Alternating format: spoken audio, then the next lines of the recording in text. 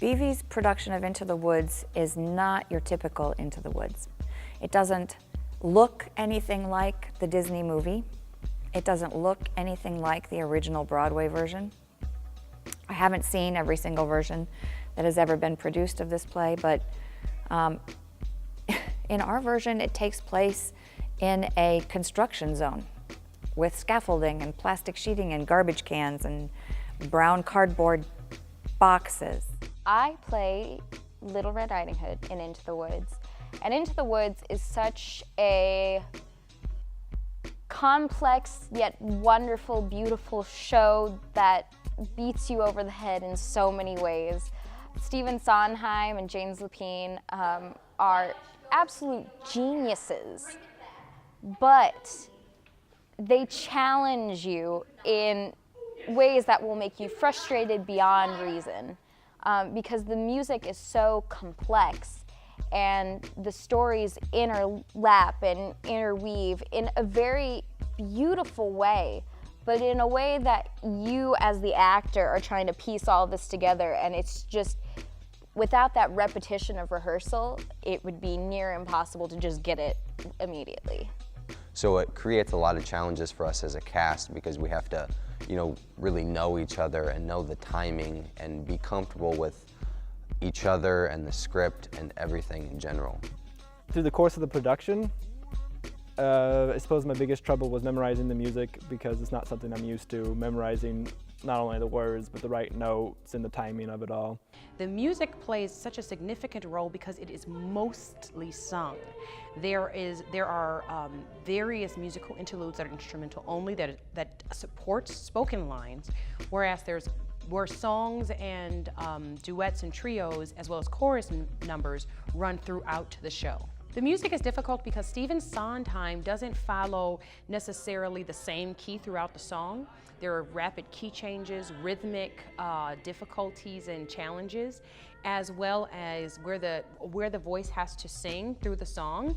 Sometimes you have to be able to sing a wide range within your voice part. So there had to be a pretty significant amount of musical knowledge and ability to sing most of the roles. I think what makes Into the Woods different from a lot of other musicals is that the music is really difficult to learn.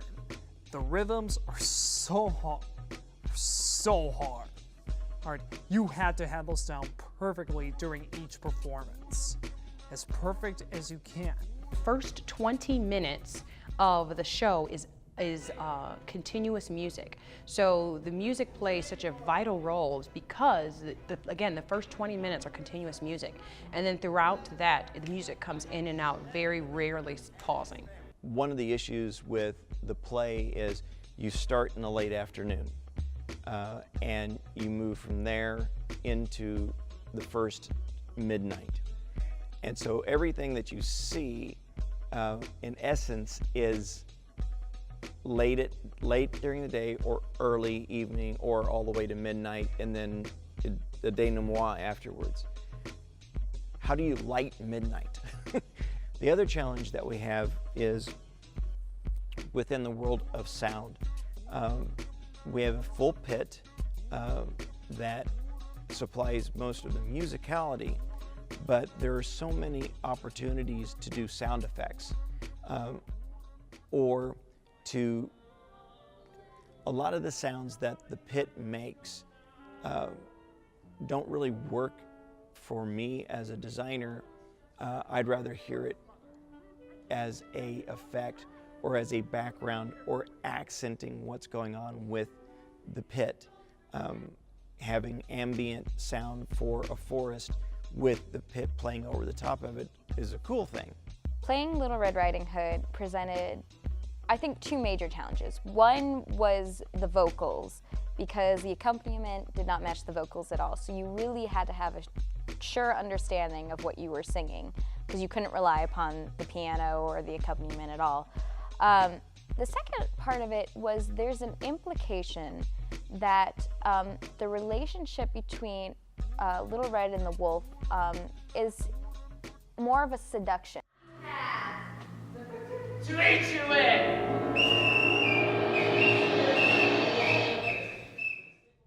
There were a lot of people who were competing for different roles because there are several main characters: the baker, the witch, Cinderella, Red Riding Hood, and the princes are all some of the most have their own songs, and so they are some of the larger parts in the role. And so there were people who desired those roles, as well as people whose voices could have possibly placed them in those characters. We have all these different characters, and they all exist in the same world. And in the end of the play, they come to realize that there's value in those differences. And once you push over that challenge, it gets really fun. And it's great to see the students light up when people say, wow, that's cool, or you're doing a great job with that, or it amazes everybody else in the cast. And so working with students are great because it gives them a leg up on other things that they do, but it also brings some esteem and some attaboys from other students and peers that for some people this is a big deal. I mean, it's a great confidence booster, but it's also fun to see what people can bring to it. I think one of the most hilarious moments was watching Dr. Bethany Larson try to teach the wolf to be wolf-like.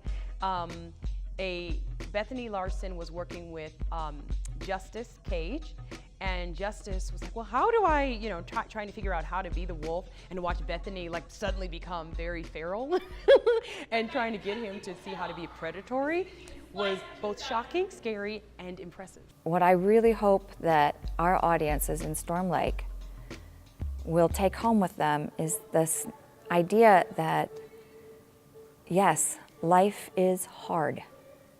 It throws things at you that you can't anticipate.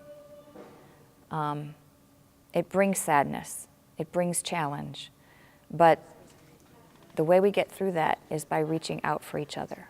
And there's a song in the play called No One Is Alone. And it is, to me, the mantra of this show. No one is alone. Even if you think you are, even if you feel that you are alone, you're not. It just takes one other person. It takes you reaching for one other person. And sometimes it takes that one other person to reach for you. But no one is alone. And if they get nothing else, it's that whether it's a good thing, good times or bad times, you're not alone. It's always a good rehearsal because we learn something and we get better in some way. Even if us as a cast doesn't think it's the best rehearsal, there's something we did that improved upon past a previous rehearsal. So we always applaud each other and all the hard work, and then we go back and we get ready for the next day of rehearsal. Hoped that the audience would get a sense of emotional entanglement. There are certain songs like when the baker and his father sing No More that is supposed to make you feel a sense of loss, but at the same time of hope.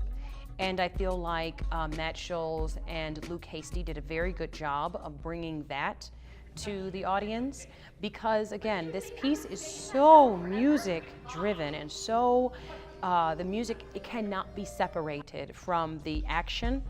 And yes, those hopes were absolutely met. I think every single student